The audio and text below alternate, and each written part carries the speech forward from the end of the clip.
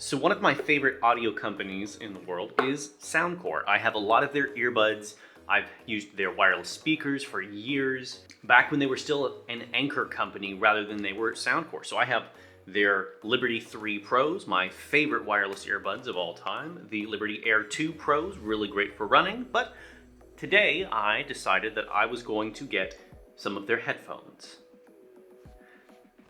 So I have the Life Q30s, and then I also have the h30i's. These ones are noise canceling, and these ones are on the ear. The Soundcore Life Q30s in blue with a 50-hour runtime and 3 audio profiles. I think transparency, a normal, and noise canceling. One of the things I love about Soundcore is they are still owned by Anchor, and so they have that wonderful battery technology of 50-hour runtime with noise canceling turned on, and they advertise at least a 5-minute charge will give you 4 hours of audio.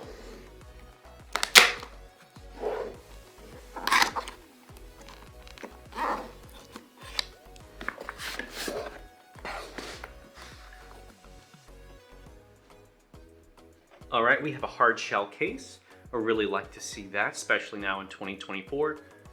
These aren't current generation, they are from a few years back, but they are still really good.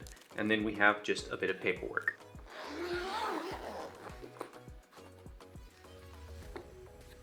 They do lie nice and flat inside the carrying case with this tiny bit of foam in between. And inside we do have an aux cable and a USB-C charger.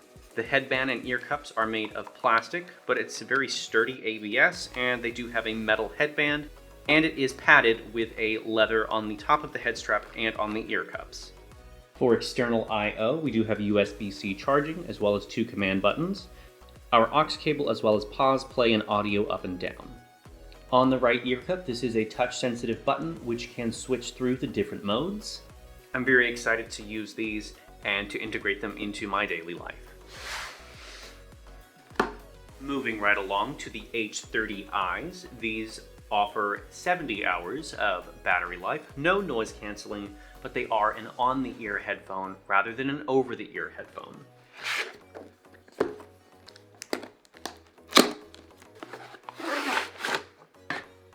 Inside the box, we do have the paper manual, an aux cable, and another USB-C charger.